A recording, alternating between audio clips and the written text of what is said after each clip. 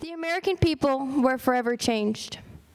In New York City, September 11th started out as any other day, with Americans arriving to work at two of the tallest office buildings in the world, the 1,300-foot-tall Twin Towers of the World Trade Center. In Washington, D.C., government employees, military personnel, and contractors were settling in to another day at the Pentagon. Elsewhere, travelers converged at airports in Boston, New York, and Washington to embark on business trips and vacations. Police officers and firefighters, people sworn to protect life no matter the circumstances, were getting ready for another beautiful, bright, clear morning on the nation's eastern seaboard. At 8:45 a.m. on Tuesday, September 11, 2001, all these people were just ordinary Americans going about their business. But at 8:46 a.m., everything changed. In 3 separate hijackings, commercial airliners were deliberately flown into World Trade Center Tower in the Pentagon. In a coordinated attack, lasting 1 hour, after learning through phone calls that 3 other airlines were flown into buildings, passengers on 4th hijacked plane, United Airlines Flight 93, fought back battling against their hijacker,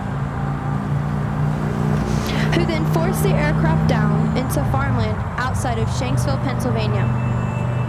In all, 2,977 lives were lost in the attack, including 343 firemen and 71 law enforcement officers in New York City, who scrambled to rescue truck workers at what we now call Ground Zero.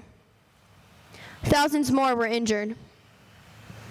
The images of that day were seared into our national memory, and the heroes that day will inspire us forever. Like 24-year-old Wells Crother, the man in the red bandana.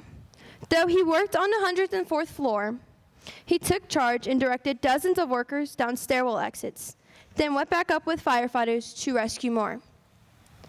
He was never seen again. Or Rick Roscola, the head of corporate security for Morgan Stanley, who ignored orders to stay in place and instead led almost 3,000 workers down stairwells to safety before heading back up to look for others. He also was never seen again. And the list of heroes goes on and on. Today we gather here to remember September 11th, 2001. Though most American high school students were born after that day, we recognize how those events have shaped our nation's history and character. Learn lessons from that day. Cherish time spent with loved ones. Consider what it takes to be a hero. And remember that this country, as we've done in the past, as we did on September 11th, and as we will do in the future, stand together to face any challenge. God bless the United States of America.